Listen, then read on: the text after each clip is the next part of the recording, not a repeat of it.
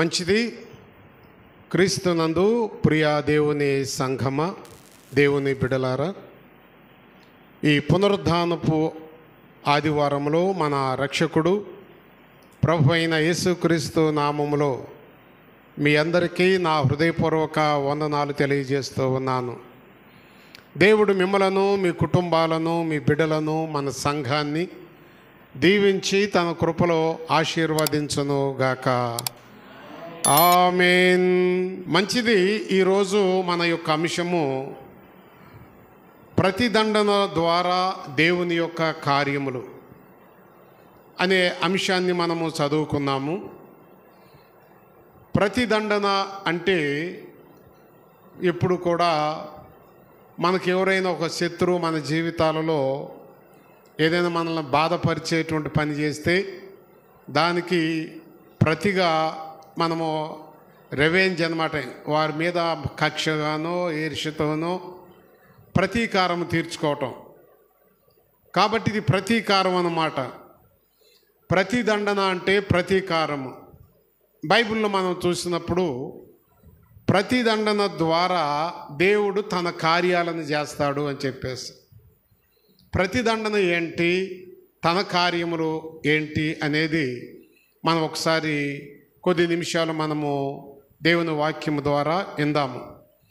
ప్రతిదండన ఎవరికి చేస్తాడు, దేవుని కార్యములు దేవుడు ఎవరిలో చేస్తాడు. ఎప్పుడు కూడా ఆయన తన బిడ్డలను, తన సంఘాన్ని ఆయన ప్రేమించువాడై ఉన్నాడు. రాత్రి శనివారపు వాక్యములో ఆయన ఎంతగా తన సంఘాన్ని, తన బిడ్డలను ప్రేమించాడు అంటే, మనము పాపులమై ఉండగానే ఆయన శిలువ మరణము పొందునంతగా ఆయన మనలను ఏం చేశాడు, ప్రేమించాడు. అంతగా మనలను ప్రేమించాడు. కానీ ప్రేమించినటువంటి మన జీవితాలలో ఎవరైనా సరే, ఏదైనా దుష్టుడు కావచ్చు, శత్రువు కావచ్చు, అపవాది కావచ్చు. గత వారం ప్రకటించుకున్నాము. మన శత్రువు ఎవరయ్యంటే ఆకాశ మండలములో తిరుగుతూ ఉన్నటువంటి దురాత్మల సమూహము. అంతేగాని శరీర శత్రువులు శాశ్వతము కాదు. కొంతకాలము విరోధముగా ఉంటాము, మరలా కొంతకాలము చెలకే కలిసి మాట్లాడుకుంటూ ఉంటాము. మనకి నిజమైన శత్రువు అపవాది, సైతాను. ఆ సైతాను తన రక్తముతో కొన్నటువంటి బిడ్డల మీద ఎప్పుడైతే వాడు అటాక్ చేసి, వాడు దాడి చేసి అనేకమైనటువంటి యొక్క శోధనకు తన బిడ్డలను వాడు గురి చేస్తాడో, వాడి మీద దేవుడు ఏం చేస్తాడంటమ్మా, వాడి మీద ప్రతిదండన చేస్తాడు. వాడి మీద ప్రతిదండన చేసి ఆయన తన బిడ్డల మీద, తన బిడ్డల జీవితాలలో ఏం చేస్తాడంట, ఆయన కార్యములు, నూతన కార్యములు, పరిశుద్ధ కార్యములు, స్వస్థత కార్యములు, ఆశీర్వాదపు కార్యాలు జరిగిస్తాడు. ప్రతిదండనేమో సైతాను మీద చేస్తాడు. తన బిడ్డల జీవితాల్లోనేమో ఆయన ఎవరెవరి జీవితాల్లో ఎటువంటి కార్యములు చేయాలని సిద్ధపడ్డాడో అటువంటి కార్యాలు ప్రభు జరిగిస్తూ ఉంటాడు. బైబిల్లో మనం చూస్తే ఈ యెషయా గ్రంథము 35వ అధ్యాయములో ఇది ఈ 35వ అధ్యాయము మెస్సియా యొక్క ప్రవచనం అన్నమాట. ఇది ప్రవచనము అధ్యాయమని మనకి తెలుసు. ప్రవచనకు సంబంధించినటువంటి అధ్యాయం ఇది. ప్రవచనానికి సంబంధించిన అధ్యాయము. మనుష్యుడు ఏ స్థితిలో ఉన్నాడో వాని పక్షమున ప్రతిదండన చేసి వారిని రక్షించటానికి దేవుడు వచ్చాడు. చూడండి, ఇక్కడ ఇది మెస్సియా యొక్క ఏమై ఉన్నది, ప్రవచనం అన్నమాట. మనుషుడు ఇక్కడ అంటున్నాడు, ఏ స్థితిలో ఉన్నాడో వాని పక్షమున, మనుషుడు పక్షమున, ఇందాక అదే చెప్పాను, మన పక్షమున సైతానుతో వాడు ఏం చేస్తాడు, దాడి చేసి సైతాను మీద మరి ప్రతిదండన చేసి ఆయన మనలను ఏం చేస్తాడంట, రక్షిస్తాడు అని బైబిల్ మనకు తెలియజేస్తూ ఉన్నది. మన శత్రువులకు ప్రతిదండన చేయటానికి ఆయన వచ్చి మనల్ని రక్షిస్తాడంటున్నాడు. బైబిల్లో చూస్తే ఈ 35వ అధ్యాయము 4వ వచనాన్ని మనము చదువుకున్నప్పుడు, తత్తరిల్లిన హృదయములతో అయ్యా చూడండి, తత్తరిల్లిన హృదయములతో ఇట్లనుడి, భయపడక ధైర్యముగా ఉండుడి, ప్రతిదండన చేయుటకై మీ దేవుడు వచ్చుచున్నాడు. ప్రతిదండనను దేవుడు చేయదగిన ప్రతీకారమును ఆయన చేయును అంటున్నాడు ఇక్కడ. చూడండి ప్రియ దేవుని సంఘమా, తత్తరిల్లిన హృదయాలతో ఇట్లనండి, భయపడకము, ధైర్యముగా ఉండము. అనేక సందర్భాలలో మనలో మనుషులు ఈనాడు భయాలు ఎక్కువగా ఉన్నాయి. మనిషిలో చాలా మనిషి ఎందుకో కానీ భయం అనేది మనిషిలో ప్రారంభమైంది. ప్రతి విషయంలో కూడా ఉదయము లేచినది మొదలుకొని రాత్రులు మరలా పడక మీద పడుకున్నంత వరకు కూడా మనిషి భయానికి గురైపోతూ ఉంటున్నాడు. ఏం పనులు లేకపోయినా అది ఒక భయమే. ఇంటిలో పరిస్థితులు బాగలేకపోయినా భయమే. 2 సార్లు బలహీనత వచ్చిన బిడ్డలకు అది భయమే. ఇట్లా మన భవిష్యత్తును గురించి మనం ఆలోచించుకుంటూ ఉంటాము. దాని గురించి కూడా భయమే. బిడ్డలు ఎదుగుతున్నారు, వారి పక్షాన్ని నేనేమి సమకూర్చలేదు, సరైన ఇల్లు లేదు, ఎట్లా అని చెప్పేసి అది ఒక భయమే. మనిషి జీవితం అంతా కూడా భయముతోనే గడుపుతూ ఉన్నాడు. మనము ఎటువంటి భయముతో ఉన్నామో ఈ స్థలంలో కూర్చున్న బిడలైనటువంటి మీకు తెలుసు అన్నమాట. నాకుండవలసిన భయం నాకున్నది, మీకు ఉండవలసిన భయము మీకు ఉన్నది. ప్రతి వారికి భయం ఉన్నది. చిన్న బిడ్డలో చదువుకునే వారికి ఎగ్జామ్స్ పరీక్షలు వస్తుంటే వారికి ఉండవలసిన భయము వారికి ఉన్నది. విజయవాడలో ఇలా పరిస్థితిని చూస్తే మరి ఏ రోజుకి పరిస్థితి ఆ రోజే ఆ విజయవాడ పట్టణ ప్రజలందరూ కూడా ఏం చేస్తున్నారమ్మా, భయపడుతూనే ఉంటున్నారు. వర్షం అంటే వారికి భయం అన్నమాట. ఏ టైంలో కుందేరు వాగు, కృష్ణానది పరివాహ ప్రాంతం అంతా కూడా ప్రతిరోజు కూడా వారి ప్రాణాలను గుప్పెట్లో పెట్టుకొని భయపడుతూ ఉంటున్నారు. మరణ భయం అన్నమాట. విజయవాడ పట్టణ ప్రజలకు ఏ భయం ఉందో తెలుసా? మరణ భయం పట్టుకొని ఉన్నది. నేను నిన్న ఇటు నుంచి స్వర్ణ ఈ ప్రాంతం మీదకి నాకు ఆ రూటును గురించి నాకు చెప్పినప్పుడు అశోక్ వాళ్ళు వీళ్ళు ఆ రూట్లో వెళుతుంటే నారు వేశారు. నారంతా కూడా నీళ్ళల్లో మునిగి ఏమైపోయింది, అది ఎండిపోయింది, మురిగిపోయింది. రైతులకి పంటను గురించి ఒక భయం అన్నమాట. ఇట్లా రకరకాలైన భయముతో మానవ జీవితాలు జీవిస్తూ ఉన్నారు. ఏ భయమైనా సరే మనము భయపడుతూ ఉన్నాము. అందుకనే ప్రభు ఒక మాట అంటున్నాడు, తత్తరిల్లిన హృదయాలను ఏమన్నాడు, ఇట్లనము అంటే భయపడే హృదయాలతో ఇట్లా ఈ రీతిగా మాట్లాడము, భయపడక ధైర్యముగా ఉండము. ఎందుకంటే మీలో ఉన్న భయాన్ని తొలగించటానికి రక్షకుడైన యేసయ్య ప్రతిదండన చేయటానికి ఏ శక్తులైతే మనలను భయపెడుతూ ఉంటాయో ఆ భయాన్ని నుంచి మనలను విడిపించటానికి మన పక్షాన ఉండి ఆ శత్రువు యొక్క వాడి మీద ప్రతిదండన చేయటానికి ఆయన ఏం చేస్తున్నారంటమ్మా, ప్రతిదండన చేయుటకై మీ దేవుడు వచ్చుచున్నాడు. ఈ స్థలంలో కూర్చున్న మనందరము కూడా ఎటువంటి పరిస్థితుల్లో ఉన్నామో ఆ పరిస్థితుల్లో మనము ప్రభు వైపు చూసి ఆయన మీద ఆధారపడి మనం ప్రార్థన చేస్తే ఆయన మన పక్షాన ఉండి మన పక్షాన నిలబడి ఆయన ఏం చేస్తాడు, ప్రతిదండన ఆ దుష్టుడికి, ఆ సైతానికి, మనల్ని భయపెట్టేవాడికి, మనలను ఆలోచనలో మనల్ని కృంగదీసేవాడికి మన పక్షాన ఉండి ఆయన ఏం చేస్తాడు, ప్రతిదండన చేస్తూ ఉంటాడు. ప్రతిదండన చేస్తూ ఉంటాడు. మన పిల్లలు ఎవరైనా కొట్టుకుంటే కొంచెం గడుసువాడు గడుసు తక్కువ వాడిని కొడతారు. కొట్టినప్పుడు ఆ పిల్లవాడు వచ్చి తన తండ్రికి చెప్పుకుంటే, తండ్రికో తల్లికో చెప్పుకుంటే వాడు ఈ పిల్లవాడు పక్షాన ఏడివాడని చెప్పి వెళితే వీళ్ళని చూసి ఆ కొట్టిన వాడు ఏం చేస్తాడమ్మ, వాడు అక్కడి నుంచి పారిపోతాడు. కారణం ఏంటో తెలుసా? వీడు పక్షమున ప్రతిదండన చేయటానికి వీడు పక్షమున వీళ్ళ తండ్రి ఉన్నాడు కాబట్టి. నిజమే, ఏ పరిస్థితుల్లో మనము మన హృదయాలు భయాలతో నింపబడి ఉన్నా మన పక్షమున ఆ పిల్లవాడు వెళ్ళి తండ్రికి చెప్పుకున్నట్టు మనము కూడా మన పరిస్థితులను ప్రతి నిత్యము కూడా ఎవరికి? దేవునికి చెప్పుకుంటూ ఉండాలి. ఆయన మన పరమ తండ్రి అయి ఉన్నాడు, ఆయన మన రక్షకుడై ఉన్నాడు, ఆయన మన కాపరై ఉన్నాడు, ఆయన మనల్ని సంరక్షించువాడై ఉన్నాడు. ఆయన మన పక్షాన ఉండి మన విరోధులతో ప్రతిదండన చేస్తూ ఏం చేస్తారు? మనకి సంతోషాన్ని, సమాధానాన్ని, విజయాన్ని సమకూర్చువాడై ఉన్నాడు అనే విషయాన్ని మనము జ్ఞాపకం చేసుకోవాలి. 5వ వచనంలో కూడా మనం చూస్తే 4వ వచనంలో కూడా చివర, ఇందాక చదవలేదయ్యా, ఆ మాట చదువు.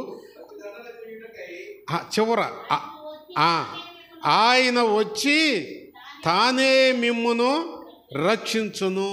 ఆ ఇబ్బందికరమైన పరిస్థితిలో ఉన్న మనలనంట ఆయన వచ్చి మన పక్షాన ప్రతిదండన చేసి ఆయన మనలను, మన కుటుంబాలను, మన బిడ్డలను ఏం చేస్తాడంట?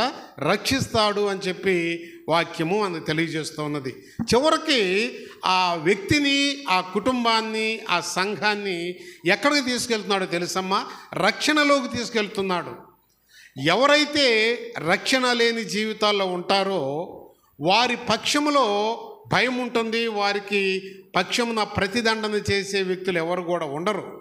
ఎవరైతే రక్షణలో జీవిస్తూ ఉంటారో మనము చూడండి, ఏ బాధ వచ్చినా నిజమైన విశ్వాసులు ఏం చేస్తారు తెలుసా? ఒకరికి వచ్చి అమ్మా మా ఇంట్లో పరిస్థితి ఇది ఉందమ్మా అంటే మనం ఏం చేస్తాము? ప్రార్థన చేద్దామనేమో అంటాం. ఉదయం ఒక సహోదరు నాకు ఫోన్ చేసి అయ్యా పరిస్థితి ఇది, బిడ్డల పరిస్థితి ఇదేని దాదాపు ఒక పావు గంట చెప్పి నాతో మాట్లాడి తన బాధను వెల్లడిపరుచుకుంది. అన్నీ విన్న తర్వాత సరేనమ్మా ప్రార్థన చేద్దాము, మరి సంఘానికి తెలియజేస్తాను, ప్రార్థన చేద్దాము అంటే మన పరిస్థితులకి తట్టుకోలేని పరిస్థితులలో మనకు వచ్చినప్పుడు మనం చేసే మాట ఏందో తెలుసా? ప్రార్థన చేద్దాంలేమ్మా అంటే ఏంది? మన తండ్రికి చెబుదాము అని. ప్రార్థన చేద్దామంటే దాని అర్థం ఏంటో తెలుసమ్మా? మన తండ్రికి చెబుదామని. మన పరమ తండ్రి అయిన దేవుడు ఆయనకు చెప్పుకొనుట ద్వారా ఆయన మన పక్షాన ఉండి మన విరోధులతో ఏం చేస్తూ ఉంటాడు?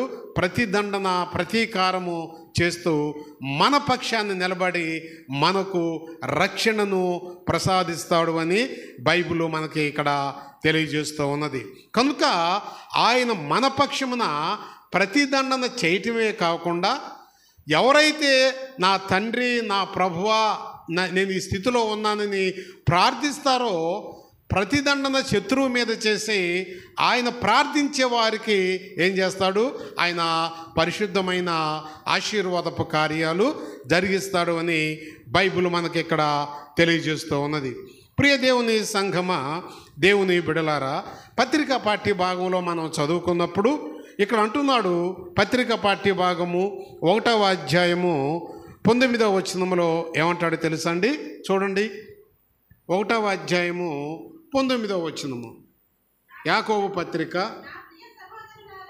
ఇక్కడ అంటున్నాడు, అపోస్తుడైన యాకోబు అంటున్నాడు కదా, నా ప్రియ సహోదరులారా, మీరు ఈ సంగతి ఎరుగుదురు కనుక ప్రతి మనుష్యుడు వినుటకు వేగిరపడువాడును, మాటలాడుటకు నిదానించువాడును, కోపించుటకు ఏమై ఉండాలి? నిదానించువాడై ఉండాలి. ఈ యాకోబు పత్రిక ఈ అధ్యాయము దేనికి సాదృశ్యం అంటే దేవుని యొక్క సంకల్పము, దేవుని యొక్క ప్రణాళిక. కాబట్టి దేవుని సంకల్పం ఏదంటే ఇందాక మనం చదువుకున్న మాటను బట్టి ఆయన మన పక్షమున ప్రతిదండన, ప్రతీకారం చేస్తాడు. బైబిల్లో మనం చూస్తున్నాము, తన బిడ్డ సింహాల బోనులో ఉండి దానియేలు దేవునికి అయ్యా నేను ఇబ్బందిలో ఉన్నాను అని ప్రార్థన చేశాడు. దానియేలు పక్షాన దేవుడు ఉండి తన శత్రువులకి ఆయన ప్రతీకారం చేశాడు. బైబిల్లో అనేక మంది భక్తుల జీవితాలలో కూడా, ఈనాడు కూడా అనేక మంది విశ్వాసుల జీవితాల్లో కూడా ప్రార్థించిన వారి ప్రార్థన ఆలకించి వారి పక్షాన నిలబడి ఆయన ప్రతీకారం చేయువాడై ఉన్నాడు. ప్రతీకారము కాకుండా ఇక్కడ అంటున్నాడు, ఆయన సంఘం ఎడల ఆయన సంకల్పం గురించి చెప్తున్నాడు. ఈ పత్రిక పాఠ్య భాగంలో సంఘము ఎడల దేవుని యొక్క సంకల్పం ఏమై ఉన్నది, మన పక్షమున ఆయన కార్యము చేయటమే కాదు, ఆయన ఒక కోరిక లేదా ఒక సంకల్పము నన్ను గురించి, మిమ్మల్ని గురించి, మనలందరిని గురించి కూడా దేవుని యొక్క సంకల్పము లేదా ఒక ప్రణాళిక అన్నమాట. నా గురించి నా దేవుని యొక్క సంకల్పం ఏమిటి, ఈ బైబిల్ ఫెయిత్ లోదరను ఆమోదగిరి పట్టణం యొక్క సంఘాన్ని గురించి దేవుని యొక్క సంకల్పం ఏంటి అని చెబితే ఈ 19వ అధ్యాయంలో చెబుతున్నాడు. దేవుని కార్యములు పొందుకున్న రక్షించబడిన బిడలంట దేనిలో తొందరపడాలి, దేనిలో నిదానించాలి. ఈ రెండే మాటలు, దేనిలో తొందరపడాలి, దేనిలో నిదానించాలి.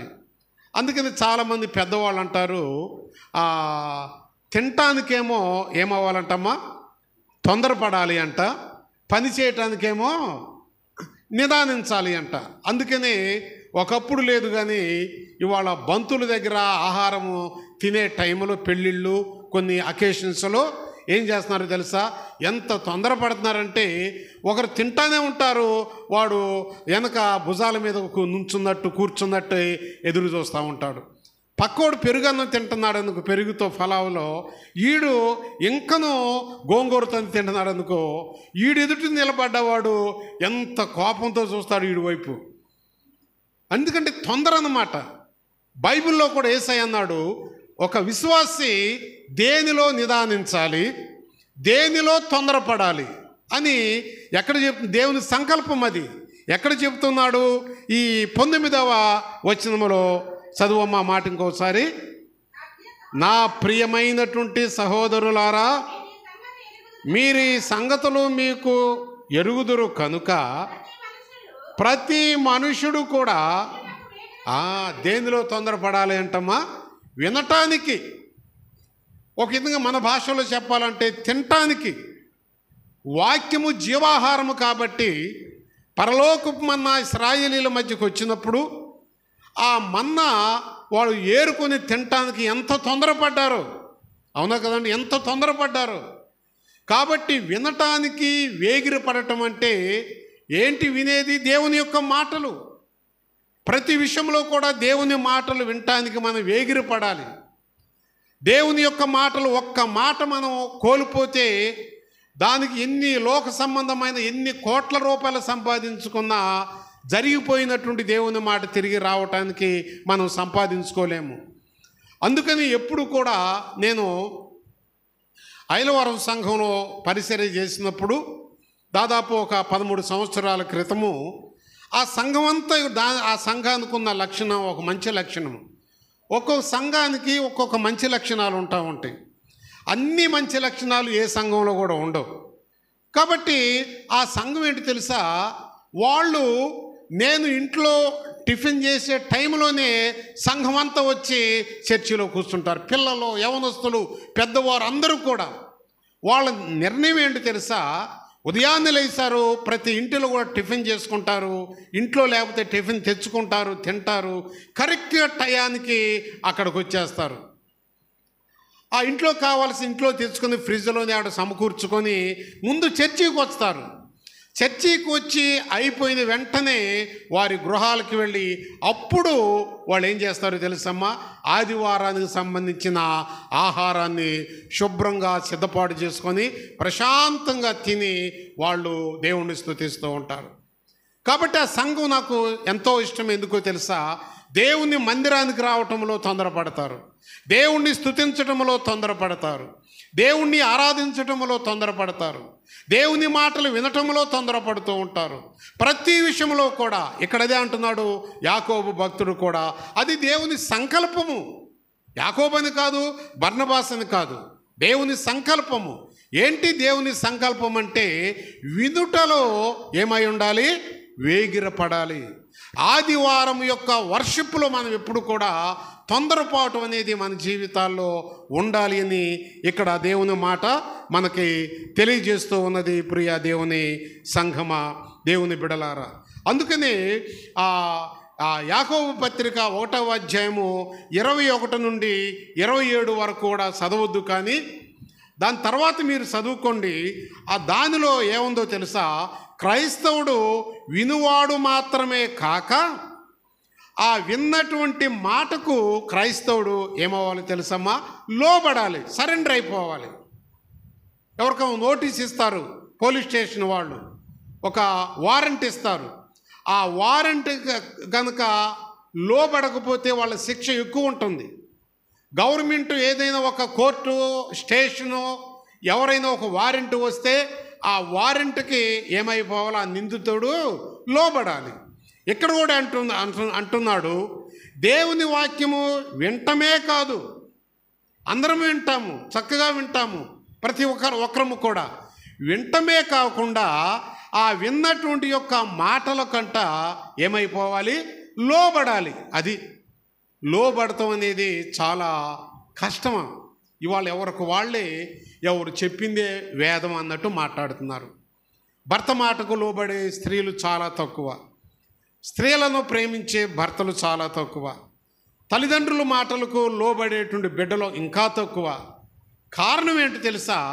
ప్రతి ఒక్కరూ కూడా నేనే, నా వేదాంతము, నా మాటే కరెక్టు, అది ఒక విధంగా చెప్పాలి అంటే అది పాపమే.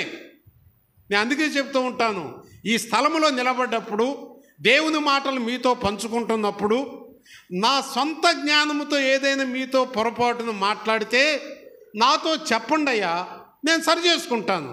నేను మనుషుడినే, అంతేగా నేనేను పెద్ద సీనియర్ మోస్ట్ పాస్టర్ని, నేను ఏది చెప్పినా కరెక్ట్ అని కనుక నేను అనుకుంటే అది పాపము.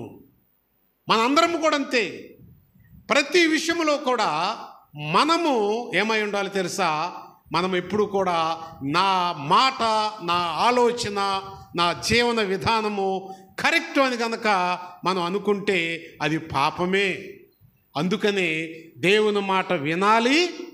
ఆ విన్న మాటలో ఉన్న సత్యానికి సంఘము, విశ్వాసులు ఏమై ఉండాలి తెలుసా? లోబడాలి అని చెబుతూ, ఆ రీతిగా విని లోబడిన వారు ఏమవుతారు తెలుసమ్మా? దేవుని ఆశీర్వాదాలు పొందుకుంటారు. వింటము, లోబడతాము. చాలామంది చూడండి, తింటంలో కూడా 2 రకాలు ఉంటాయి. తింటారు, కొంతమంది తిని నోట్లో పెట్టుకొని జారమింగే వాళ్ళు ఉంటారు, అడ్డొస్తే కాసి నీళ్లు పోసుకుంటారు. కొంతమంది ఏం చేస్తారు? ఆ ముద్దంతా కూడా నోట్లో పెట్టుకొని కంప్లీట్గా దాన్ని ఏం చేస్తారు? నములుతారు. నమిలినప్పుడు అది నోట్లోనే చాలా వరకే ఏమైపోతుందో తెలుసా? అది నలిగిపోతుంది. మన జీర్ణం అనేది త్వరగా అయిపోతుంది. నిజంగా చాలామందికి తెలియక జారమింగి నీళ్లు పోసుకొని నోట్లో అది అడ్డొస్తే అప్పుడు కడుపు ఉబ్బరంగా ఉంటుంది. ఏంటంటే కడుపు ఉబ్బరంగా ఉంది కాబట్టి ఏం చేయాలి? గ్యాస్ ఏమీ ఉండదు. ఎక్కడి నుంచి వస్తుంది గ్యాసు? నీ యొక్క నోటి తిన్నటువంటి ఆహారాన్ని నీ నోటిలోనే నమలాలి. పరిపూర్ణంగా నమిలి దానిని మింగినప్పుడు నీ యొక్క ఆ లోపల బాడీలో ఉన్నటువంటి ఒక మిషను మరి తొందరగా దాన్ని డైజెషన్ చేయటానికి దానికి ఏమవుతుంది తెలుసా? ఈజీగా ఉంటుంది. ఇంత మిక్సీలో ఇంత పప్పేసి దాన్ని ఆన్ చేస్తే అది తిరుగుతుందమ్మా? స్త్రీలకు తెలుసు అన్నమాట. తిరుగుతుందా? యాడండి మేము అందరం గ్రైండర్కేనండి, మిక్సీలు సిస్టమ్ అయిపోయింది అంటున్నారా? అది దాని లోడు ఎంతో అంతే వేయాలి, అంతే కదా? కాబట్టి మనము కూడా దేవుని మాట వినాలి. విన్న మాటకు ఏమవ్వాలి? లోబడాలి. అప్పుడు ఆ లోబడినటువంటి విశ్వాసి పక్షాన దేవుడు నిలబడి ప్రతిదండన చేస్తూ ఆ కుటుంబాన్ని, ఆ బిడ్డలను దేవుడు ఆశీర్వదిస్తాడు అని బైబిల్ మనకి ఇక్కడ తెలియజేస్తూ ఉన్నది. ప్రియ దేవుని సంఘమా, కనుక అటువంటి దేవుని ఆశీర్వాదాలు మనము పొందుకోవాలి అంటే 7 విషయాలు ఏ రీతిగా మనం పొందుకోవాలి, ఏ రీతిగా వాక్యము మనం డైజెషన్ చేసుకోవాలి. చాలామందికి వాక్యం వింటారే కానీ అర్థం కాదు, వాక్యం అర్థం కాదు. చాలామందికి అవుతుంది కానీ అర్థమైన వాక్యానికి లోబడరు. చాలామంది వాక్యం చదువుతారు, దానికి అర్థము కాదు, అర్థమైతే అర్థమైన మాటలకు లోబడరు. ఇటువంటి లక్షణాలు ఉంటాయి. కాబట్టి దేవుని వాక్యము వినాలి, విన్న వాక్యానికి మనం లోబడాలి. లోబడిన తరువాత దేవుని ఆశీర్వాదాలు మనం పొందుకోవాలి అంటే 7 విషయాలు ఈ యొక్క భాగంలో దేవుడు మనతో మాట్లాడుచున్నాడు. మనం ఒకటి చూస్తే, ఆ లోబడిన తర్వాత దేవుడు మన పక్షాన ప్రతిదండన చేయటానికి రావాలి అంటే ఇక్కడ చెబుతూ ఉన్నాడు, శ్రమలను సంతోషంగా మనం సహించాలి. 1, శ్రమలను మనము ఏం చేయాలి? సంతోషముగా సహించాలి. అంటే సహించాలి. సహింపు అనేది సంఘానికి అవసరము.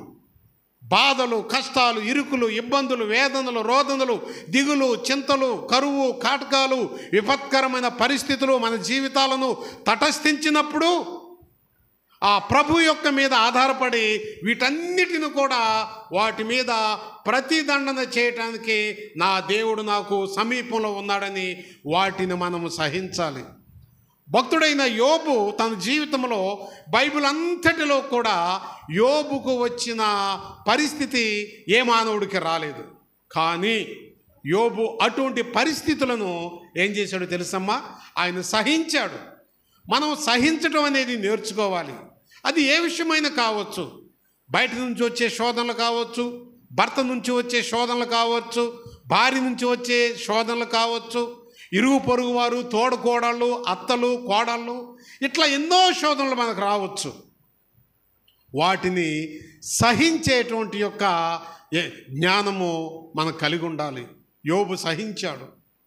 ఆయన స్నేహితులు వచ్చి అంటున్నారు, మనకు తెలియకుండా యోబు ఏదో పాపం చేశాడు కాబట్టి ఈ వ్యాధి, ఈ పరిస్థితి వచ్చింది, లేకపోతే ఎందుకు వస్తుంది? ఎంత ప్రాణ స్నేహితులు వచ్చి ప్రాణం పోయే మాటలు మాట్లాడారు.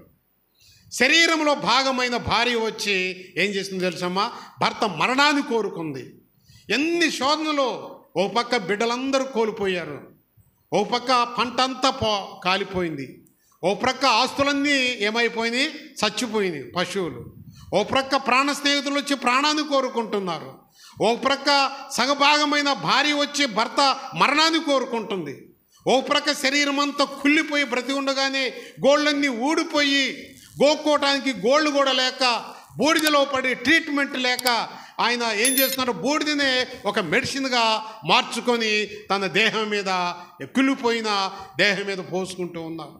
ఎంత శోధనో, ఎంత శోధనో! భయంకరమైన ఆ శోధనలో ఉండి కూడా యోబు దేవునితో మాట్లాడటం ఆపలేదు.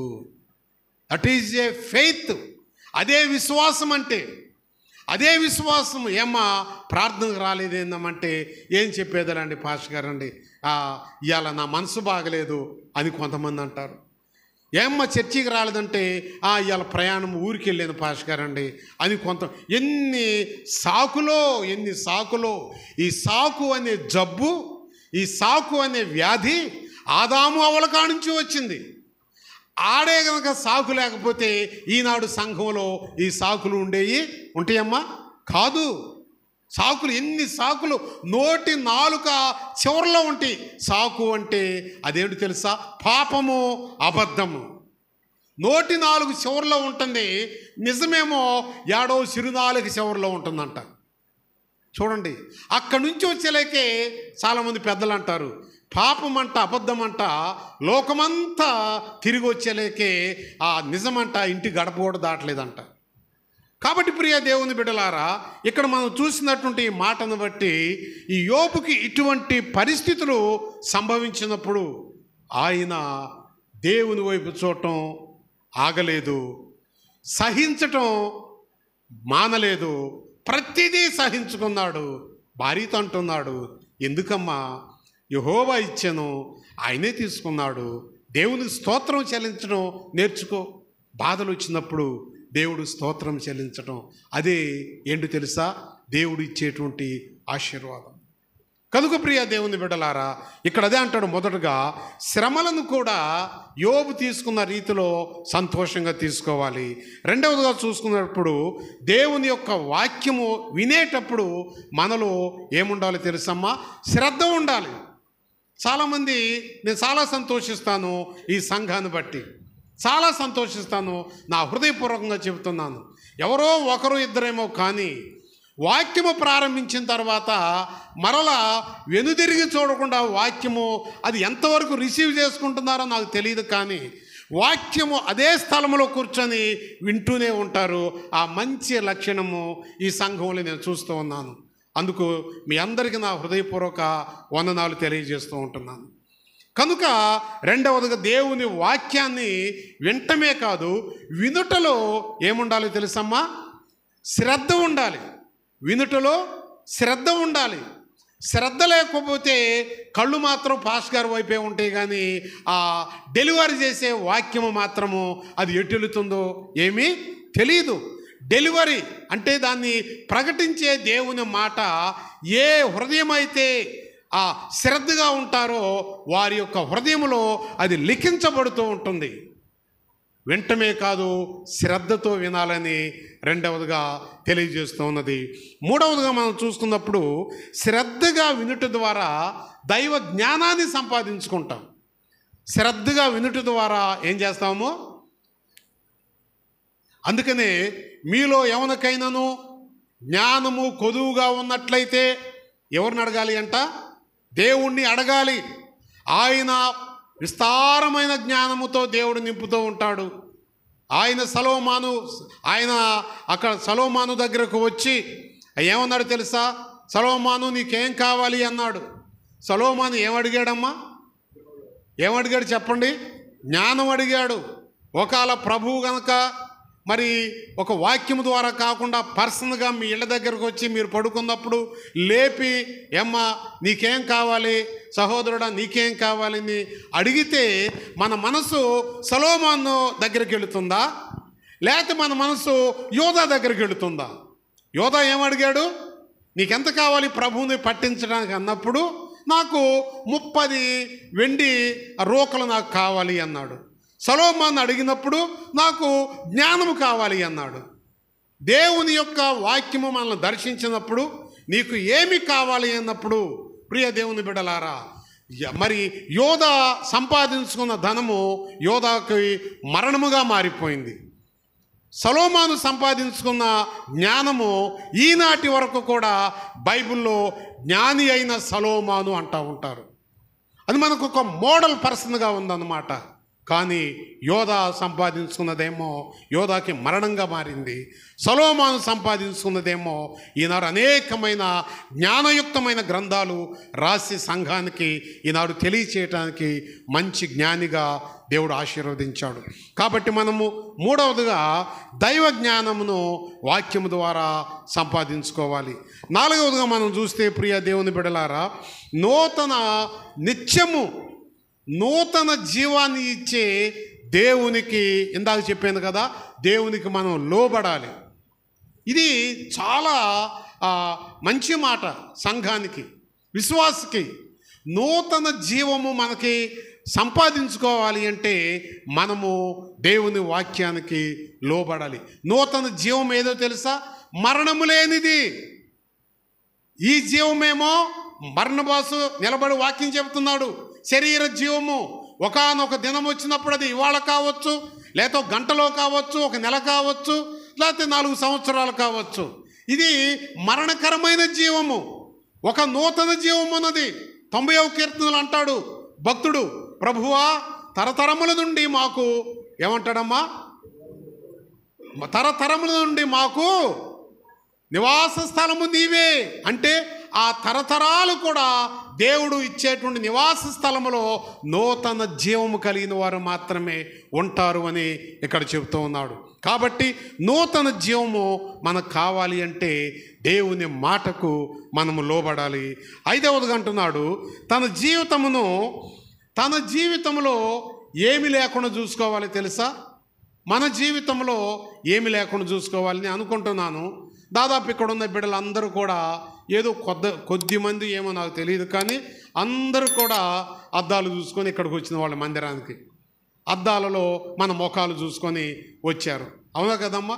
నేను చూసుకోలేదు పాస్టర్ గారు, నా ముఖాన్ని చూసుకోవడానికి నాకు ఇష్టం ఉండదండి, అందుకని నేను ఎప్పుడూ అద్దం చూసుకోను అని అన్నవాళ్ళు ఎవరైనా ఉంటే, అమ్మా మరి మీరు చెప్పండి, మిమ్మల్ని ఒక ఉదాహరణగా తీసుకొని ఏడాది మీటింగ్ వెళ్ళినప్పుడు మీ గురించి కూడా చెప్తాను. ఎవరైనా ఉన్నారండి అద్దం చూసుకోకుండా, అద్దాలు లేనప్పుడు ఎక్కడ చూసుకునేవాళ్ళు? అమ్మా అంత పెద్దవాళ్ళు ఎవరు లేరు అనుకుంటాను. ఇక్కడ నాకు తెలుసు నీళ్ళల్లో చూసుకునేవాళ్ళు అంట ముఖాలు. ప్రశాంతంగా నీళ్లు ఉంటే ఆ నీళ్ళ దగ్గర ముఖం పెడితే మన ముఖం కనపడదమ్మా? క్లారిటీగా అద్దంలో కనపడు కాకపోయినా అసలు మన రూపం మాత్రము కనపడుతుంది. అందుకనే యాకోబు భక్తుడు కూడా ఏమన్నాడు తెలుసా? అక్కడికే తీసుకొచ్చాడు. ఎక్కడికి? అద్దం దగ్గరికి తీసుకొచ్చాడు. ఒకడు తన సహజ ముఖాన్ని అద్దములో చూసుకుంటాడంట. నేను కూడా అద్దంలో నా ముఖాన్ని చూసుకొని తల దూకొని వచ్చాను. నేను కూడా చూసుకొని వచ్చాను నా ముఖాన్ని. అక్కడ అంటాడు, అద్దంలో చూసుకున్నప్పుడేమో మన షేపులు మనకు కనపడతాయి. మన ముఖము, మన ముక్కు, మన కళ్ళు, మన బొంతలు, మన బొగ్గలు, మన గడ్డం అన్నీ కనపడతాయి. కానీ అద్దం ఆడ పెట్టిన తర్వాత మన రూపం ఎట్టుంటుందో మన క్లారిటీ అనేది ఉండదు. ఉంటుందమ్మా? అందుకే అంటాడు యాకోబు భక్తుడు సంఘంతో, ఒకడు తన సహజ ముఖమును అద్దములో చూసుకొని మరలా బయటకు వచ్చి ఏమవుతాడంట? ఆ రూపాన్ని మర్చిపోయినట్లు. నిజమే, మనందరిలో ఆ మతిమరుపు ఉన్నది. ఒక ఆమె అంటుంది, ఏందమ్మా నిన్న చర్చికి రాలేదు అంటే, మర్చిపోయింది పాస్టర్ గారు. అయ్యో నిన్న ఆదివారం కదా మర్చిపోయా. సోమవారం అడిగితే నిన్న గురించి నిన్నే మర్చిపోయిందంట. అది మరి మతిమరుపనాలో లేకపోతే అది మరి తప్పుకునేటువంటి మాట అనాలో నాకు తెలియదు. కాబట్టి మన జీవితాల్లో ఇక్కడ చూసినప్పుడు తన జీవితములో ఏముండాలో తెలుసా? అద్దంలో చూసుకుంటే అద్దం అంటుంది, బర్నబాసు ఇదిగో నీ ముఖంలో పౌడర్ రాసుకుంటే బాగుంటుందయా అంటుంది, జిడ్డుగా ఉంటుందని చెప్పి. సరే పౌడర్ రాసినందుకో అంటుంది, అదిగో ముక్కుకి ఇక్కడున్న గుంటల్లో ఎక్కువ ఉంది సరి చేసుకో, కళ్ళ గుంటల్లో ఎక్కువ ఉంది సరి చేసుకో, పెదవి కింద ఉన్న గుంటలో ఎక్కువ ఉంది ఇవన్నీ గుంటలే కదా మన ముఖాలు. ఈ గుంటలు దాన్ని చూసి, ఈ గుంటల ఫేస్ని చూసి ఎంత మురిచిపోతారో, ఎంత ఖర్చు పెడతారో. మరి ముఖ్యంగా ఈ బ్యూటీ పార్లర్లో వచ్చేసి డబ్బంతా తీసుకెళ్ళి ఏం చేస్తున్నారమ్మా? ఈ బౌతలు అంట సరి చేయడానికి 100 రూపాయలంట. ఈ ఎంటికలు ఇక్కడ ఎన్నుంటాయి? ఈ పక్క ఈ ఎంటికలు సరి చేయడానికి ఎంత అంట? 100 రూపాయలంట. ఏముంది చెప్పండి? కాబట్టి ఇట్లా డబ్బంతా ఈ గుంటల భూమికి ఖర్చు పెడుతూ ఉంటున్నారు. కానీ ప్రియ దేవుని బిడ్డలారా, బైబిల్ చెప్తున్నాడు, తన జీవితంలో ఎవరైనా సరే మచ్చ, మడత, కళంకము, డాగు అట్టిది ఏదీ లేకుండా మన ముఖాన్ని చూసుకునే విధానంలో మన జీవితాన్ని కూడా చూసుకోవాలి. ఎవరికి వాళ్ళమే ప్రశ్నించుకోవాలి. ఎవరికి వాళ్ళమే ఈరోజు నాలో ఏ మచ్చ ఉన్నది, ఈరోజు నాలో ఏ మడత ఉన్నది, ఈరోజు నాలో ఏ కళంకం ఉన్నది, ఈరోజు నాలో ఏ డాగు ఉన్నది అంటే మన ఆత్మీయ జీవితాన్ని గురించి, శరీర జీవితము కాదు. ఆత్మీయ జీవితంలో మచ్చ, డాగు, మడత, కళంకము ఇవన్నీ కూడా ఎందుకు తెలుసా? ఆత్మీయ జీవితాన్ని పాడు చేసే పాపాలు. ప్రియ దేవుని బిడ్డలారా, పాపాలన్నమాట. అవి ప్రతి నిత్యము మనలను మనం ఏం చేసుకోవాలి? పరిశీలన చేసుకోవాలి అని మనకి ఇక్కడ బైబిల్ తెలియజేస్తూ ఉన్నది. అందుకనే మనము ఈరోజు మన అంశము కూడా ప్రతి దండనలో దేవుని కార్యాలు ఇవన్నీ కూడా మనం కలిగి ఉన్నప్పుడు దేవుడు తన కార్యాలు మన జీవితాల్లో చేస్తాడు. అది ఏ కార్యమైనా కావచ్చు. సువార్త పాఠ్య భాగం అంటాడు. ఇక్కడ ఆ సువార్త పాఠ్య భాగంలో ఒక అతని దగ్గర తీసుకొచ్చారు, ప్రభువు దగ్గరికి. వాడికి ఏముందమ్మా, ఆ తెచ్చిన ఆ వ్యక్తిలో ఏ బలహీనత ఉందో చెప్పండి. ఇందా చదివారు కదా సువార్త పార్టీ భాగం శ్రీదేవమ్మ. ఏముంది వాడిలో? వాడికి నత్తి చెవుడు ఉంది, అంతే కదా. నత్తి చెవుడు ఉంది అంటే అది వాడికి శత్రువు. నేను ఒకప్పుడు నత్తివాడిని, నిజమే. నేను మాట్లాడుతుంటే స్కూల్లో కూడా చాలామంది నేను మంచిగానే మాట్లాడాలనుకుంటాను, నా నాలుక మందమ్మ ద్వారా ఆ మంచి మాట బూతుగా వచ్చేస్తే డెలివరీ బయటకు వచ్చేలాకి అందరూ నవ్వుతూ ఉంటారు, పిల్లలు టీచర్స్ అందరూ నవ్వుతూ ఉంటారు. అంత నత్తివాడిని. నన్ను అసలు పేరుతో పిలిచేవాళ్ళు ఎవరుండరు, నత్తి బాబురావు అనేవాళ్ళు నన్ను మా ఊర్లో కూడా. అంత నత్తి. 10th క్లాసులో కూడా అంతే, ఇంటర్మీడియట్లో కూడా అంతే. చాలా మరి ఆలోచించి తక్కువగా మాట్లాడేవాడు అన్నమాట. కానీ ఎప్పుడైతే పెళ్ళప్పుడు ప్రమాణాలు చేపించేటప్పుడు కూడా నేను పాల్గారితో చెప్పాను, అయ్యా నా పరిస్థితి బాగలేదు, తక్కువ చెప్పు, నేను మాట్లాడతానని చెప్పి. ప్రమాణాలు కూడా నేను సరిగా చేసే పరిస్థితి నాకు లేదు. నా నాలుక మాంద్యము, నా జీవితము నత్తి. అటువంటి పరిస్థితుల్లో 86వ సంవత్సరం సెప్టెంబర్ 10వ తారీఖు నా జీవితాన్ని ప్రభువుకి సమర్పించిన తర్వాత, ఎప్పుడైతే ప్రియ దేవుని బిడ్డలారా బాప్తిసం పొంది నేను వాక్యాన్ని చదవటం ప్రారంభించానో, వాక్యము స్టార్ట్ చేశానో, దేవుడు నా నాలుకను ముట్టాడు. ఆ వాక్యమే నా నాలుకను తాకింది, ఆ వాక్యమే నా నాలుకను ముట్టింది. ఆ రోజు నుంచి నాలో నత్తి అనేది లేదన్నమాట, ఏమీ లేదు. ప్రశాంతంగా దేవుని మాటలో ట్రైనింగ్ చేశాను. ఈనాడు 39 సంవత్సరాల నుంచి పరిచర్య చేస్తూనే ఉన్నాను. కారణం ఏంటో తెలుసా? దేవుని వాక్యము మన జీవితాన్ని తాకినప్పుడు, అది నత్తి కావచ్చు, చెవుడి కావచ్చు, మోగ కావచ్చు, ఏ బలహీనత అయినా సరే అది మన శత్రువులు కాబట్టి ఆ శత్రువు మీద దేవుని వాక్యము ప్రతిదండన చేస్తూ ఉంటుంది. మనలో ఏ బలహీనత ఉన్నా అది మన శత్రువు, అంతే కదండి. మన శత్రువు. ఆ బలహీనతను ప్రతిదండన చేసేదే దేవుడు అన్నమాట. నా నత్తి అనేటువంటి శత్రువు మీద ఆ వాక్యం అనే నా దేవుడు ప్రతిదండన చేశాడు. ప్రతిదండన చేసి ఆ నాలుకను తాకినప్పుడు, ఇదే మాట బైబిల్లో కూడా ఇంకో నత్తివాడు ఉన్నాడు. ఎవరమ్మా? మోషేతో దేవుడు మాట్లాడినప్పుడు, అయ్యా నేను కూడా నోటి మాంద్యం అన్నాడు, కానీ అక్కడ నేను కూడా నాలుక మాంద్యము కలిగిన వాడను, నీ మాటలు నేను ప్రకటించలేనయ్యా, అయ్యా నన్ను వదిలేయి, ఏదో గొర్రెలు కాసుకుంటా ఆ శాలలో బ్రతుకుతానన్నాడు. నోటి మాంద్యము కలిగినటువంటి మోషేను కూడా దేవుడు ముట్టాడు. మోషేకు శత్రువు ఏదంటే నత్తి అన్నమాట. నేను నత్తివాడను అన్నాడు. మోషేకు శత్రువు నత్తి. ఆ నాలుకను దేవుడు ముట్టాడు. వెంటనే 30 లక్షల మందిని మరి ఆ ఇశ్రాయేలీలను కానాను నడిపించడంలో ప్రధాన కారకుడుగా దేవుడు నిలబెట్టుకున్నాడు. ప్రియ దేవుని బిడ్డలారా, ఇక్కడ కూడా అంతే. ఒక నత్తి, వాడికి నత్తి ఉన్నది, వాడికి మోగ ఉన్నది, వాడికి చెవుడు ఉన్నది. వాడు ప్రభు దగ్గరికి వచ్చినప్పుడు ఆ 3 వాడికి శత్రువులు అన్నమాట. వాడి మీద, ఆ శత్రువు మీద ప్రతిదండన చేయటానికి దేవుడు వాడితో ఏం చేశాడమ్మా? వాడు నాలుకను ముట్టాడు. వాడు చెవులో ఏం చేశాడు? ఆయన మాట్లాడాడు. ఏమని మాట్లాడాడు? చెవులో ఎఫ్ఫతా అన్నాడు. అంటే ఏంటమ్మది? ఎఫ్ఫతా అంటే ఏంటి? తెరువబడుట అని అర్థం. అంటే అంతవరకు వాడి చెవు ఏమై ఉన్నది? మూయబడి ఉన్నది. చాలామంది చెవులు మూయబడతా ఉంటాయి వాక్యాన్ని వినకుండా. చాలామంది నోరు మూయబడతా ఉంటుంది వాక్యాన్ని చదవకుండా, వాక్యము మాట్లాడకుండా. చాలామంది కళ్ళు మూయబడతా ఉంటాయి వాక్యము చూసి వాక్యాన్ని చదవకుండా. చాలామంది కాళ్ళు స్ట్రక్ అయిపోతూ ఉంటాయి మందిరానికి రాకుండా. చాలామంది జ్ఞానము మూయబడుతూ ఉంటుంది దేవుని మాటలు మనసులో స్థిరపరచుకోకుండా. అందుకని ఎఫ్ఫతా అని దేవుడు వాడితో మాట్లాడినప్పుడు వాడి చెవులు తెరువబడ్డాయి. ఈనాడు వాక్యం వినే చెవులు మనకు కావాలి అంటే దేవుని వాక్యము మన కర్ణబేరిని తాకాలి. ప్రియ దేవుని బిడలారా, వెంటనే వాడు నత్తి వాడి నుంచి పోయింది, చెవుడు వారి నుంచి పోయింది. వాడు దేవుని కార్యాలు పొందుకున్నాడు, దేవుని దగ్గరకు వచ్చాడు, దేవుని వైపు చూశాడు, ఆశతో చూశాడు. బైబిల్లో ఒక మాట ఉంది, ఆశ కలిగిన ప్రాణమును దేవుడు ఎప్పుడు కూడా తృప్తినిస్తూ ఉంటాడు.